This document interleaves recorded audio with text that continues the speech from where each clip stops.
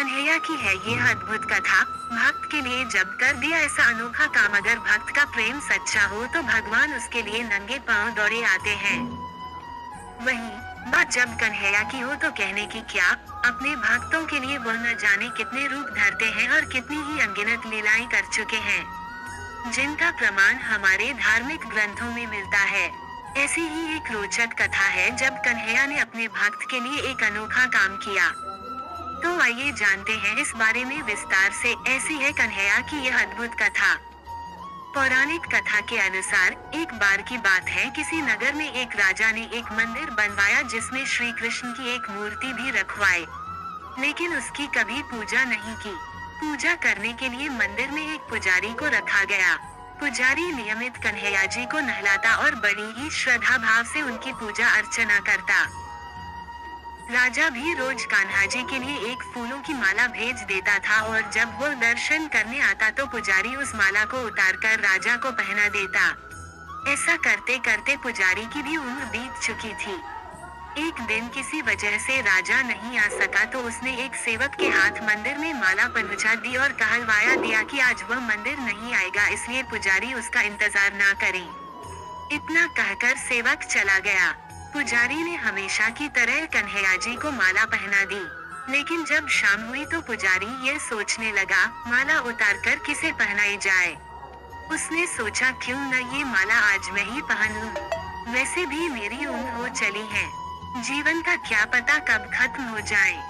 इतना सोचकर पुजारी ने माला उतारकर अपने गले में डाल ली, लेकिन इतने में ही सेवक आ गया और उसने बताया कि राजा की सवारी मंदिर में पहुंचने वाली है। तब श्री कृष्ण ने धरा ऐसा रूप। राजा की सवारी आने की बात जब पुजारी ने सुनी तो वह डर गया।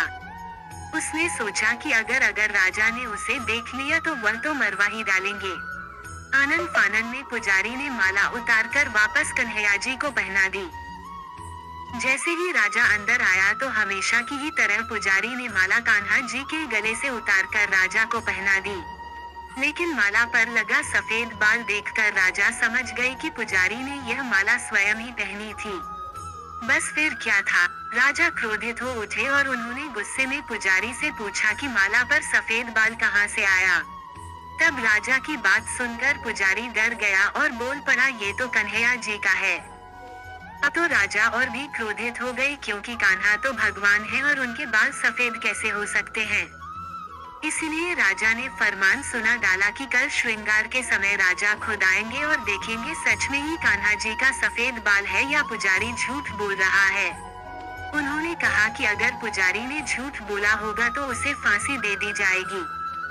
तब पुजारी ने कही कन्हैया से ऐसी बात। राजा का फरमान सुनकर पुजारी का बुरा हाल हो गया। उसने सोचा अब क्या करे, कहाँ जाए, अब तो उसका मरना तय है।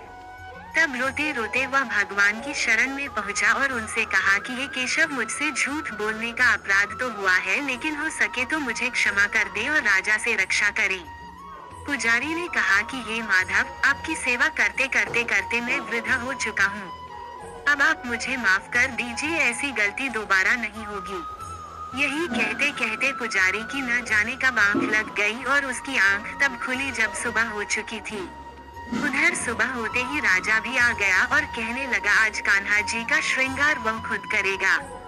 ऐसा कहकर जैसे ही राजा ने कान्हा जी का मुकुट उतारा तो देखा कि श्री कृष्ण के तो सारे बाल ही सफेद हैं। लेकिन राजा को फिर भी यकीन नहीं हुआ। उसे लगा कि फांसी के डर से पुजारी ने ही बालों को रंग दिया होगा। तब निकलने लगा कन्हैया की मूर्ति से खून। राजा ने सोचा कि क्यों न कन्हैया जी का एक बाल तोड़कर देखा जाए।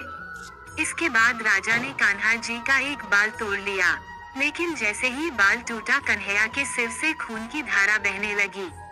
ये देखकर राजा भगवान के चरणों में गिरकर माफी मांगने लगा।